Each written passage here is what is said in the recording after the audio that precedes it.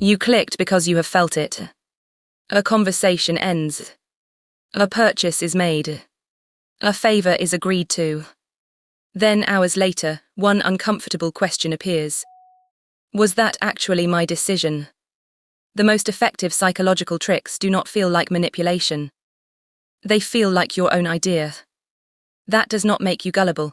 Human beings need mental shortcuts. Manipulation simply arranges those shortcuts so your fastest answer benefits somebody else. The first trick can change your decision before the real decision even begins. Imagine somebody is selling a second-hand sofa. Before you inspect the fabric, test the cushions or notice the suspicious stain, they say. We paid $2,000 for it. Now every price in your head is orbiting 2,000. If they ask for 600, it feels reasonable. Not because the sofa is worth it. Because the first number became your starting point. This is anchoring. When we estimate something uncertain, the first relevant number can pull later judgments toward it. That is why shops display an original price beside a sale price, and negotiators sometimes open with an extreme figure. The anchor does not need to prove anything.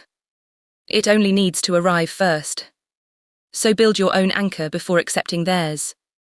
What do similar sofas cost? What would you pay if the original price were hidden? What number did you have before they spoke? Because the first number is not always information. Sometimes it is furniture placed inside your judgment. But numbers are only one way to rearrange a decision.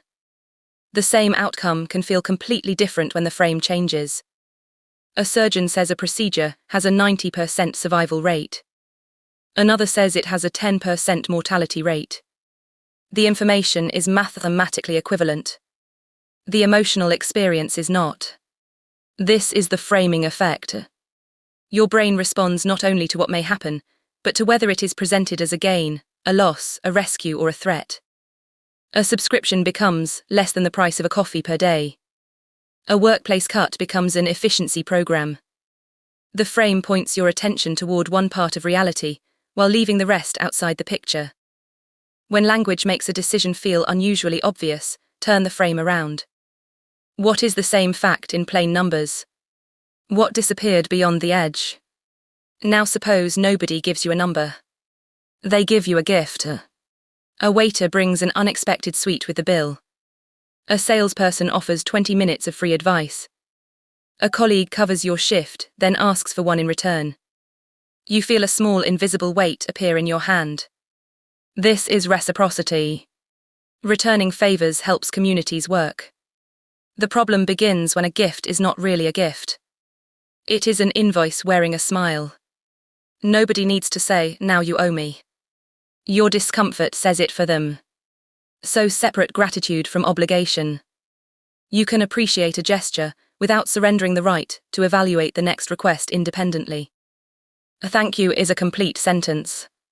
It is not a signature on a future contract. But perhaps the request is so small that refusing would feel ridiculous. Can you answer one question? Can I borrow this for a minute? Could you create an account? You agree. Then comes the second request. And the third. This is the foot in the door technique. It begins with a small commitment and follows it with something larger. The first yes matters because people like their actions to feel consistent. The next request feels like a continuation instead of a new decision. The second request is not invisible. Your first decision is simply invited into the room to vote on it. So separate the two. If I had not agreed to the first thing, would I agree to this now? If the answer changes, the small yes is doing work it was never authorized to do. Then comes the reverse version. Someone asks for something enormous. Can you volunteer every weekend for the next year? No. Of course not. They retreat. Okay, could you at least help for 2 hours on Saturday? Suddenly 2 hours feels tiny. This is the door-in-the-face technique. The extreme request is rejected, then the person concedes to a smaller request they may have wanted all along. Because they move toward you, you feel pressure to move toward them. Beside something ridiculous, the second request looks reasonable. Notice the family resemblance. Anchoring changed the apparent price of an object. This changed the apparent size of a favour. The same button, different costume. Remove the first request and judge the second alone. 2 hours of Saturday is not automatically small because somebody briefly attempted to take your entire year. Now we reach a trick that needs no skilled persuader. Only other people's. You enter an unfamiliar city. One restaurant is empty. The one beside it has a queue. Without tasting either meal, you already feel you know which is safer. This is social proof. When we are uncertain, other people's behavior becomes evidence. Often that is useful. But popularity can be staged, selectively displayed, or meaningless. Most popular may mean most profitable. Testimonials may show only the happiest outcomes. Millions of views prove that views occurred.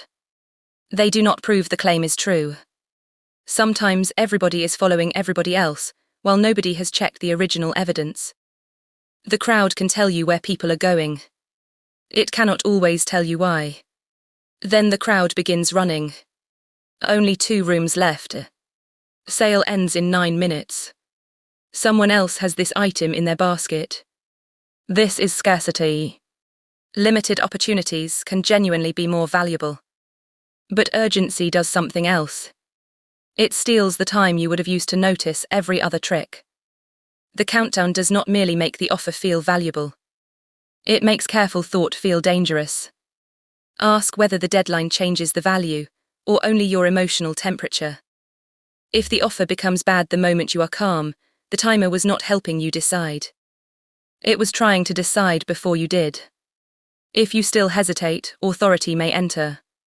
A person in a white coat. A creator beside a rented sports car. An employee with a confident voice and a title you do not fully understand. Authority is another useful shortcut. Expertise is real, and nobody can personally verify everything. But the appearance of authority is easier to manufacture than authority itself. Uniforms, job titles, follow accounts, technical language and certainty can all imitate evidence. Do not ask only, do they look credible? Ask, credible about what? A brilliant surgeon is not automatically a financial expert. Confidence tells you how certain the speaker sounds, not whether the claim was tested. Real expertise usually survives specific questions. Borrowed authority often becomes irritated by them. So far, every trick has influenced a decision. The final one can influence your memory of the decision itself. You raise a concern. They say it never happened. You show them the message. They say you misunderstood it. You explain how it affected you. They say you are too sensitive, always confused, impossible to talk to. One disagreement is not gaslighting. 2 people can remember an event differently. Someone can be defensive, mistaken, or careless without running a campaign against your reality.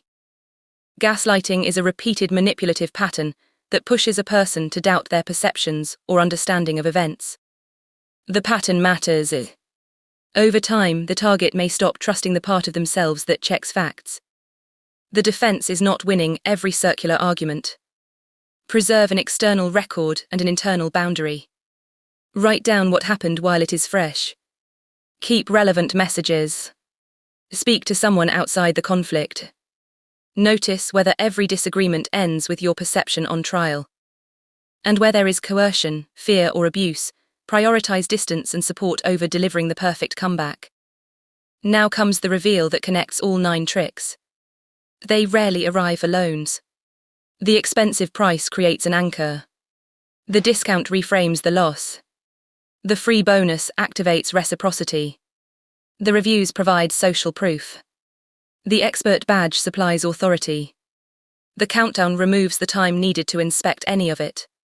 One button may be easy to notice. 6 buttons pressed together can feel like your own idea. That is the real trick. Not mind control. The momentum.